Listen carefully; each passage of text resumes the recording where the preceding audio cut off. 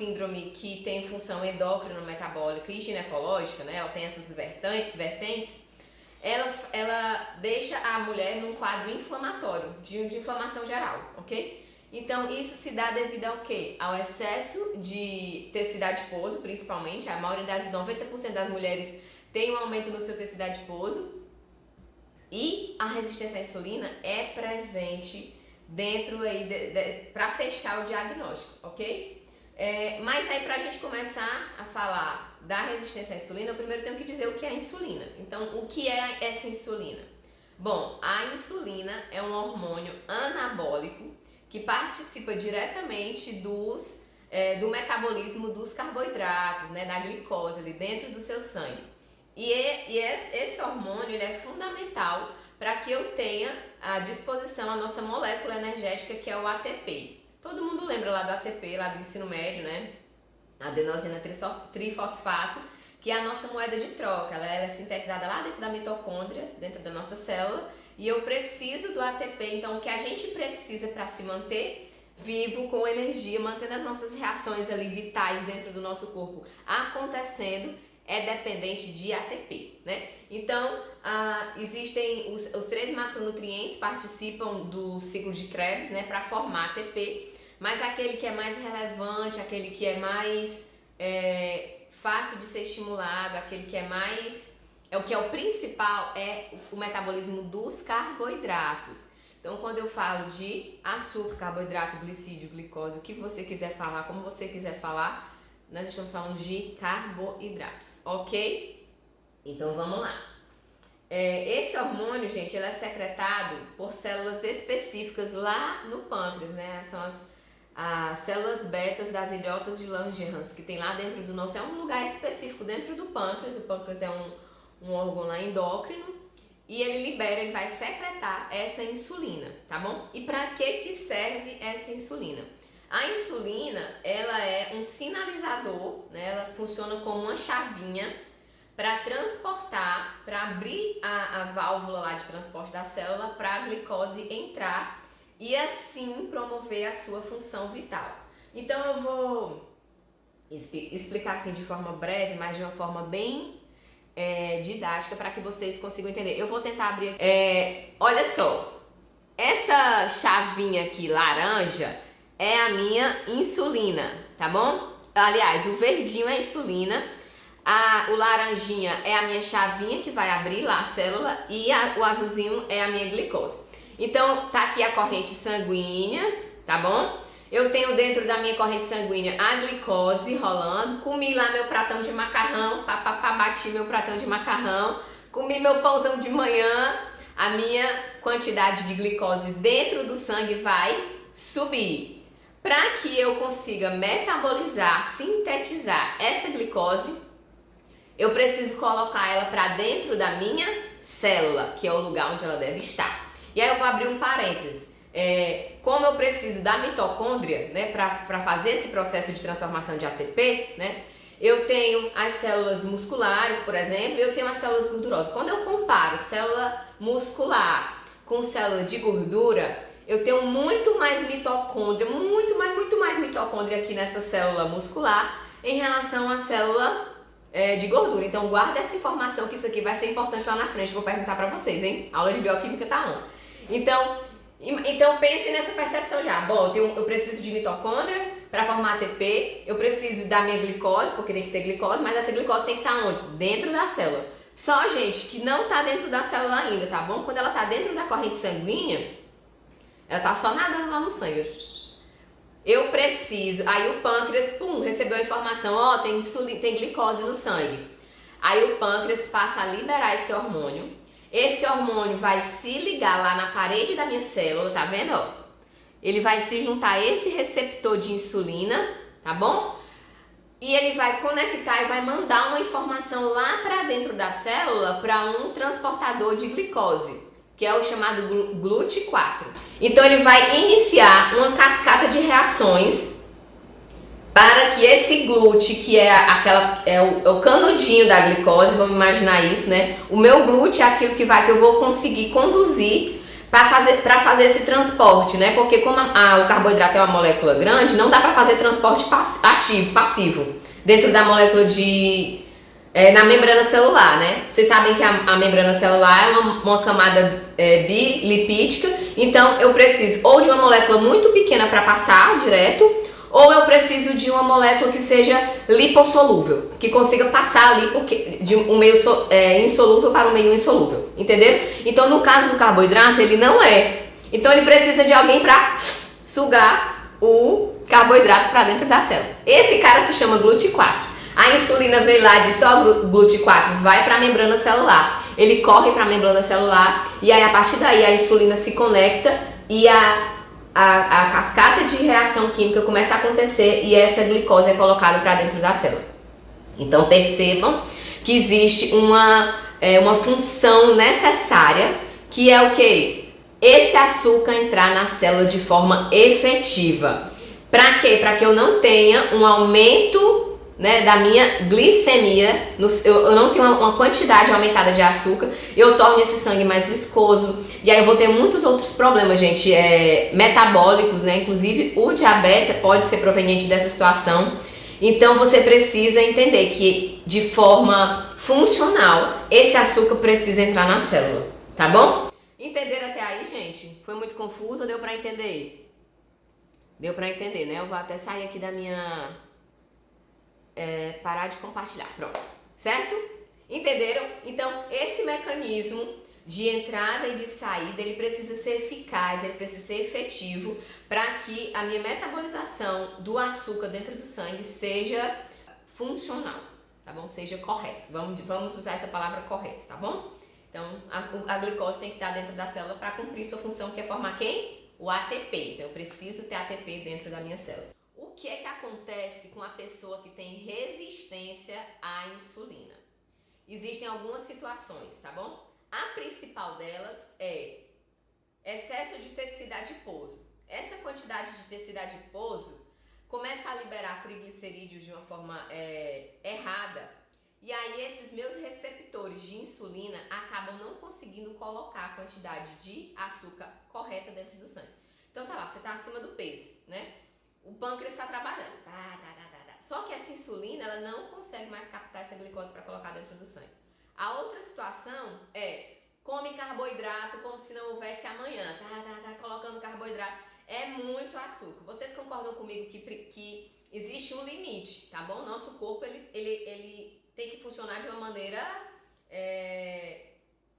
justa, de uma maneira que vai num caminho certinho para as reações acontecerem. Então chega um ponto, gente, que essa metabolização não acontece mais, porque eu preciso, o que a gente chama de fosforilação oxidativa, eu preciso doar um fósforo para que essa glicose vire piruvato e entre no ciclo de Krebs. Só que isso aqui tem um limite dessa reação acontecer. Se você aumenta muito a quantidade de carboidrato dentro do sangue, a captação de insulina começa a não ser eficiente, aí o pâncreas começa a trabalhar. Aí ele tá dizendo assim, mas peraí, eu tô botando um monte de insulina aqui, por que essa glicose não tá entrando? Aí a célula diz, porque eu não tô dando conta, meu amigo, calma que eu não consigo colocar pra dentro esse tanto de açúcar, não dá tempo, né? E aí existe um processo natural que muitas vezes é uma resposta positiva do nosso corpo, tá bom? Por exemplo, você excedeu no final de semana e aí você aumentou a sua carga de carboidrato e você precisa ter esse aumento. E aí, aos poucos, a glicose vai diminuindo, né? Eu vou aumentar a minha insulina aqui para que essa glicose seja diminuída. Mas isso é algo funcional. Quando isso excede o natural, aí você tem um quadro de pré-diabetes, né? A pessoa vai começar aí a ter essa resistência à insulina. Ou seja, eu não consigo, a célula não consegue mais aceitar aquela quantidade de glicose que está entrando na minha célula. Entenderam? Não vai, gente, não metaboliza, não tem como, é como se não coubesse. Imagina você colocar um saco, empurrar uma semente onde não cabe mais. E você não cabe mais, gente. Então, esse excesso, então, dois fatores muito importantes. O excesso de tecido adiposo vai fazer isso por outras reações metabólicas, que eu não vou também entrar nesse quesito, mas os ácidos graxos, eles acabam dificultando essa percepção, tá? De aceitar a insulina para a glicose entrar.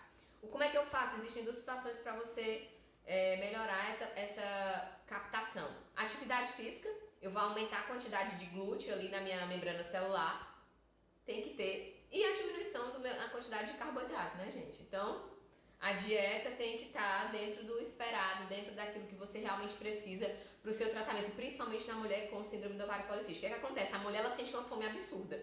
Por quê? Porque ela já está com resistência à insulina, ela está inflamada, ela está ansiosa, ela está cheio de espinha, não dorme direito, estresse. Então, todos esses fatores fazem com que essa mulher sinta muito mais fome do que o normal. E aí ela sente fome absurda.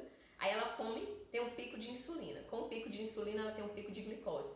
Essa glicose não entra para dentro da célula porque não tem metabolização suficiente dessa insulina. Aí a glicose começa a cair, que é o natural, né? Porque o tempo vai passando. Mas a insulina continua alta, porque eu não consegui metabolizar. Eu não consegui fazer o caminho completo. E aí o que ela vai acontecer? Tô com fome. E aí ela sente mais fome. E é uma hora atrás da outra pensando em doce, pensando em carboidrato, pensando em comer. E isso é um ciclo vicioso, esse é um ciclo, na verdade é um ciclo fisiológico errado. Uma forma de compensar ali esse trabalho que o seu corpo está tendo de metabolizar aquela quantidade de carboidrato, ok? Outro fator que a gente não tem como discutir é a questão genética. As pessoas que têm realmente aí um problema nessa captação de insulina não tem o que fazer, né? A gente está falando agora de fatores epigenéticos, que são aqueles que a gente consegue controlar, que estão sim sob nosso controle, que estão sim sob a nossa capacidade de tomar uma atitude e reverter aquela situação, ok? O sedentarismo também é uma situação que pode sim tornar a pessoa com resistência à insulina. Como eu acabei de falar, o tecido adiposo tem pouca mitocôndria, enquanto que o tecido muscular tem muita. Quem é que vocês acham que vai metabolizar mais ATP, quem vai metabolizar mais insulina? O muscular, o tecido muscular. Então esse músculo ele é muito mais eficiente para que eu consiga diminuir essa quantidade de insulina e de glicose dentro do meu sangue, beleza? Eu vou falar rapidamente sobre alguns exames que são relevantes para que você chegue a esse diagnóstico, né? Não adianta, por exemplo, fazer só glicemia em jejum. A pessoa tá com a glicemia, tá em jejum, não tem nada, não botou nada pra dentro. Aí ela vai lá, tira o sangue, tá normal. Não tem como a gente detectar, gente, porque a glicemia em jejum a pessoa não comeu. Agora, quando você faz a curva glicêmica, onde eu tenho uma alteração ali na minha glicose, é legal. Aí, concomitantemente à curva glicêmica, você deve fazer também a curva insulinêmica, ou seja, quanto de insulina foi liberado, quanto que o pâncreas liberou para essa mesma quantidade de glicose que você comeu. Então são dois exames muito interessantes que o médico deve pedir sim para acompanhar essa mulher, para fechar o diagnóstico de resistência à insulina. Por quê? Será que a quantidade de insulina que está liberada não é muito exacerbada em relação à quantidade de glicose? Ou o contrário, eu não tenho insulina suficiente para a quantidade de glicose? Então existe uma média que a gente chama de ROMA, ou ROMA-IR, né, ou ROMA-I, que é um cálculo matemático feito para identificar essa razão entre a quantidade de insulina liberada pelo pâncreas e a quantidade de glicose que você tem na sua corrente sanguínea. Então é muito importante para fechar diagnóstico que existam esses dois exames para a gente ter esse feedback. Outro exame interessante também é a hemoglobina glicada. A hemoglobina glicada é o quê? É a nossa hemácia, né? A nossa célula vermelha, da série vermelha, e ela é uma célula que ela tem um formato bem específico. E aí quando a glicose se junta nela, eu consigo mostrar dentro do exame quanto tempo aquela glicose está rodando dentro do meu sangue. E aí a gente tem uma percepção dos últimos 3 meses, né? Esse é o prazo que a gente, quando faz a insulina glicada, a hemoglobina glicada, a gente tem essa percepção dos últimos 3 meses, quanto de açúcar você comeu. Então não adianta enganar o médico, né? No dia do exame, eu vou ficar sem comer carboidrato no dia anterior para fazer o sangue, para tirar ali o sangue e ver como é que tá a minha glicose. A hemoglobina glicada não deixa você vacilar nesse aspecto. Então é bem interessante fazer esses exames. Caso você não tenha feito, fale com seu médico para ele prescrever aí e verificar uma possível resistência à insulina, ok? Então vamos lá. Consequências, esse aqui é o ponto-chave da live, tá, pessoal? Porque falei, sim, mas e aí, qual o problema, né? E daí qual o problema? Ter essa insulina fora do lugar, essa glicose alterada, qual o problema? Primeiro de tudo que é um aspecto muito visível, os médicos sempre relatam isso, que uma pessoa que tem um aumento na quantidade de glicose dentro do sangue, ela tem um sangue mais viscoso, sabe aquele coisa mais leitosa, mais grossa, sabe aquele sangue mais grosso? Bem, é essa pessoa que tá com a glicose alterada. E aí, gente, vocês imaginam que para um vaso sanguíneo passar um fluido que é mais grosso, mais viscoso, eu vou ter um problema aí, tá bom? Porque esse sangue talvez muitas vezes não consegue passar. E é por isso que o diabético, ele acaba tendo que amputar o dedinho, começa com o dedinho, né? Começa lá, não tá indo o sangue, começa a vascularização periférica, começa a diminuir drasticamente. E o oxigênio que era para ir, não chega. Então esse sangue mais viscoso, ele é prejudicial de forma mecânica, pensando assim, né? De forma mais mecânica, porque não consigo levar o meu oxigênio até o fim e voltar, tá bom? Esse é um problema bem... Mas aí acontece bem mais nas pessoas que já são diagnosticadas com diabetes e muitas vezes precisam tomar insulina ou precisam tomar hipoglicemia antes para diminuir a quantidade de glicemia no sangue. Porém, lembrando que a resistência à insulina é sim um passinho para a diabetes, tá, pessoal? Então, se você desconfia, eu vou começar a falar aqui dos sintomas, das percepções que a gente tem clinicamente da resistência à insulina, então fica ligado para que você não deixe isso evoluir para algo pior na sua vida, ok? Vamos lá. A pessoa que tem resistência à insulina, que está com a insulina aumentada, né? Ela tem menos disposição, ela tem um cansaço, uma fadiga que não passa. Então, tipo assim, terminei de almoçar, fiz aquela minha refeição, tive aquele momento, depois, meu Deus do céu, parece que eu não tenho mais vida. Não tenho, a energia não vem de dentro de mim. Então, gente, imagine que também é uma pessoa que é outro aspecto, é uma pessoa que está geralmente acima do peso e que está com dificuldade de emagrecer. Então, como é que essa pessoa que está com dificuldade de emagrecer, acima do peso, ela vai lidar com essa sonolência, com essa fadiga, com esse cansaço, com essa forma de meu Deus, eu não tenho vontade de ter forças para acordar. Então, realmente é uma apatia, uma letargia muito intensa para pessoas que sentem aí a resistência à insulina. E infelizmente, ou felizmente, graças a Deus, felizmente, é algo reversível. O que você não pode é esperar. Eu vou esperar. Vou esperar que daqui a algum tempo eu vou tratar, porque aí pode ser tarde demais. Você já pode ter virado um diabético tipo 2, um DM2, que vai ter que tratar ou com insulina ou com um remédio pro resto da vida.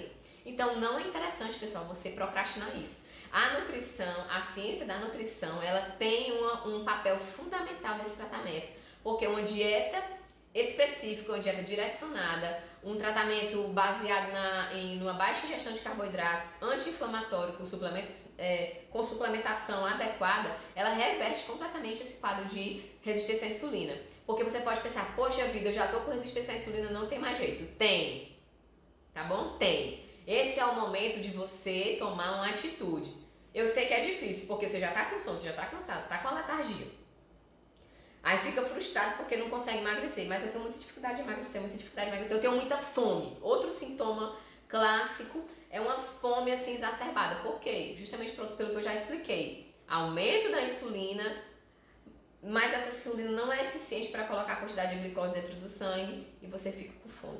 Porque a insulina, ela é um hormônio que sinaliza que está faltando alguma coisa, porque é um hormônio anabólico, né? É um hormônio que ele precisa fazer com que o músculo cresça, hormônio anabólico.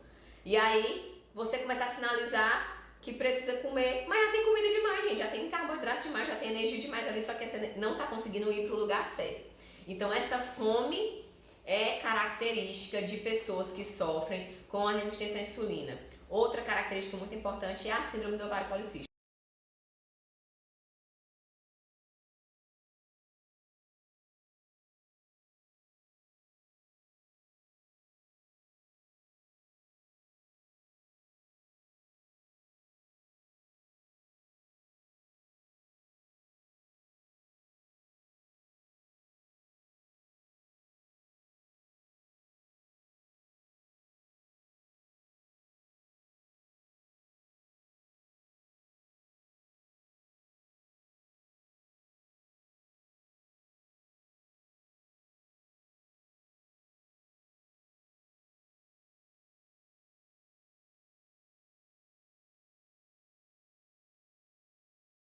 A síndrome do ovário policístico é uma das principais causas da resistência à insulina.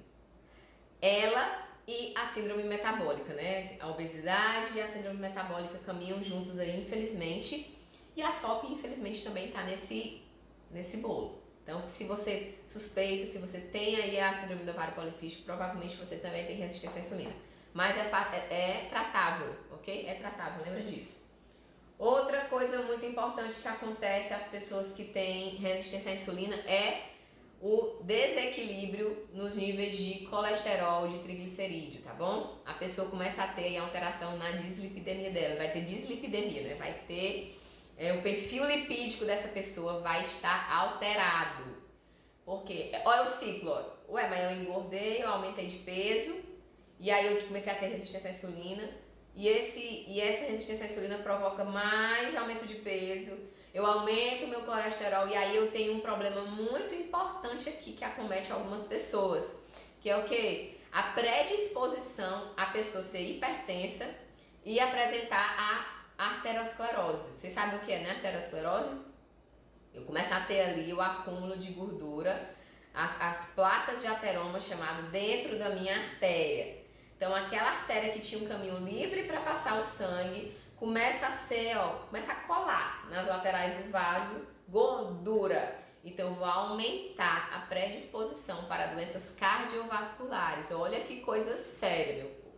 Então se você tem algum indício de síndrome metabólica, de resistência à insulina, de síndrome do ovário policístico, não espera para tratar isso, porque o risco aumenta absurdamente para doenças cardiovasculares, entenderam? Entenderam? Pressão arterial também vai alterar. E aí, sabe o que é engraçado? Que muitas vezes a pessoa está sedentária, está acima do peso, alguns exames dão ok, mas ela acaba não fazendo outro e aí diz assim, não, tá tudo bem, não vou fazer atividade física agora não vou melhorar meu perfil lipídico, não, vou tomar um remédio, vou tomar uma simvastatina. Vocês acham que realmente é o melhor caminho? Se o remédio você consegue tomar todo dia, por que a atividade física, que também é seu remédio, você não consegue fazer todo dia?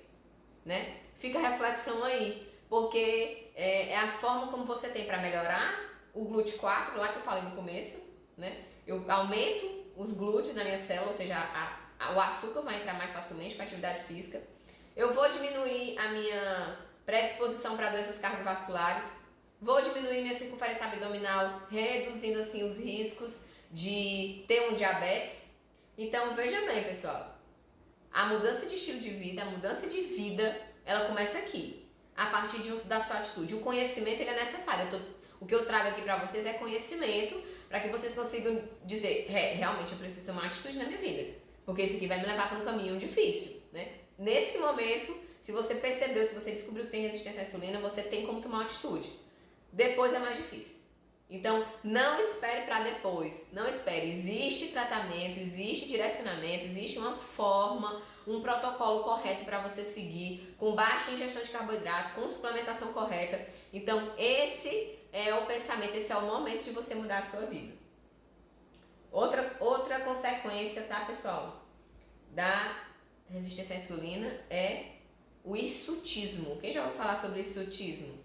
Hirsutismo é o surgimento de pelos em regiões onde a mulher normalmente não tem pelo. Então, são características mais masculinas que vão aparecer na mulher, tá bom? Por essa desregulação hormonal, né? Eu tenho aí um aumento do meu tecido adiposo, esse tecido adiposo, ele vai alterar meus hormônios, ele vai me deixar inflamada, e aquilo que era para ser produzido assim, que é a minha testosterona, os androgênios, o SHGB, que era assim, ó, passa a ser muito na mulher. Então os hormônios androgênicos, que eram pequenos, passam a ser muito. E essa descompensação hormonal passa a trazer características mais masculinas para a mulher, tá? Pelo no rosto. Tem outra coisa também muito desconfortável que pode surgir na mulher, eu vou mostrar para vocês também aqui, que é a acantose nigricans. Tá vendo essa imagem aí? Com certeza vocês já devem ter visto alguém, ou sem querer ou querendo, com essa característica. É um escurecimento na pele e ela é muito característico de pessoas que têm resistência à insulina. Fica enegrecido. Pescoço, virilha, axila, tá bom? Esses cantinhos aqui também do braço acabam aparecendo essas manchas escuras.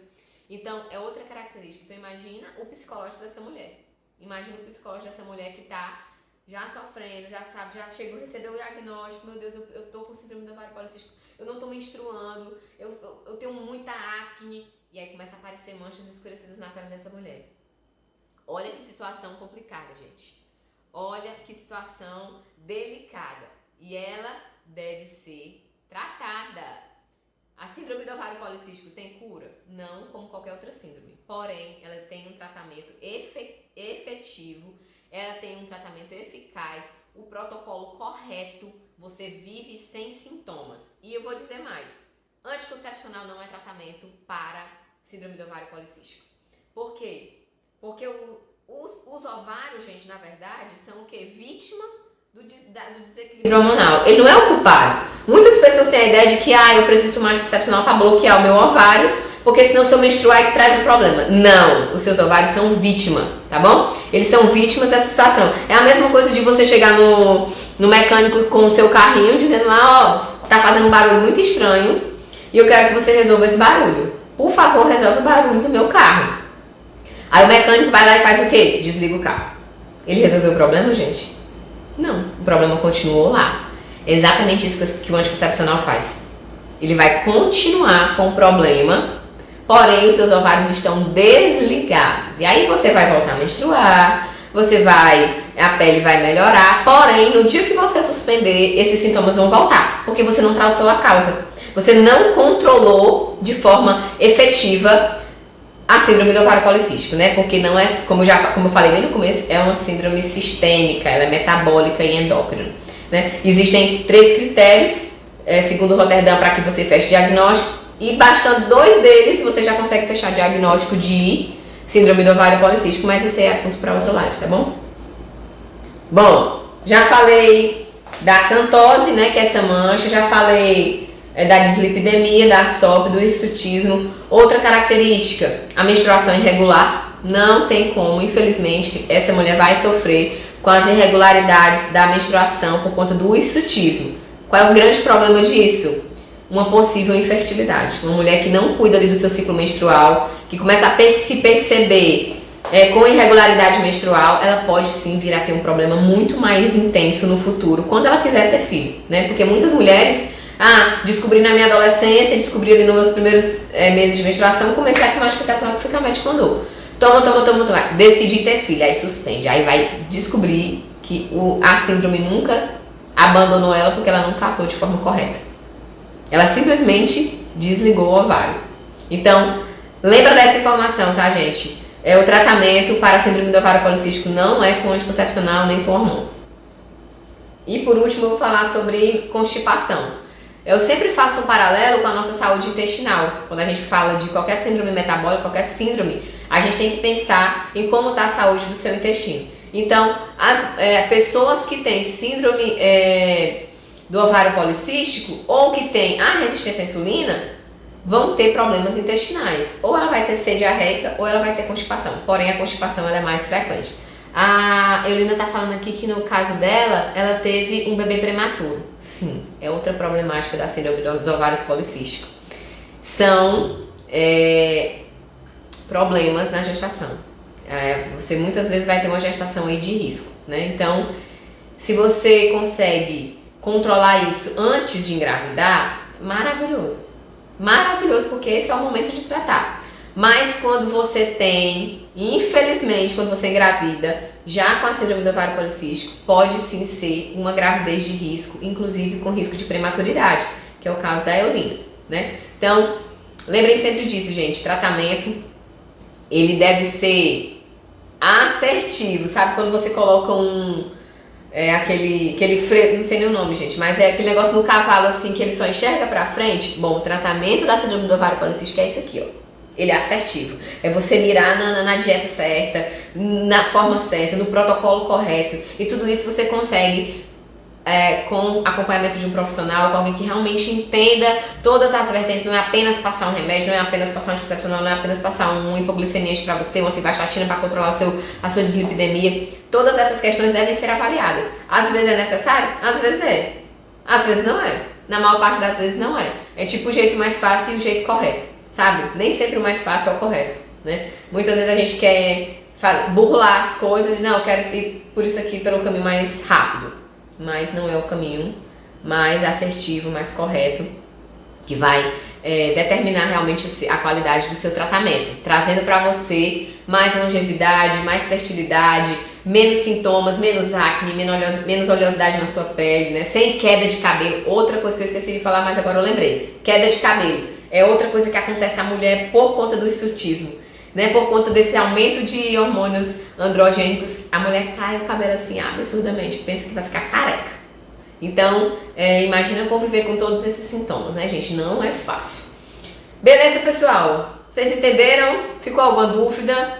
Acho que foi, hein? Acho que resistência à insulina ninguém vai mais ficar com dificuldade de entender, principalmente se você tem algum problema aí com relação aos seus ovários e a síndrome do ovário policístico. Se você chegou até aqui e se você conhece alguém que sofre com essa síndrome, já manda essa live para essa pessoa. Vai ficar salvo aqui no meu Instagram, tá bom? E espero que vocês tenham entendido, espero que vocês tenham gostado. Quinta-feira tem outra live nesse mesmo horário, nesse mesmo bate-canal aqui, estaremos juntos. E vai ser um tema bem bacana, beleza? Vamos falar sobre gatilhos mentais. Então, não perde, hein, que esse aqui vai ser massa. Até mais, pessoal. Beijo!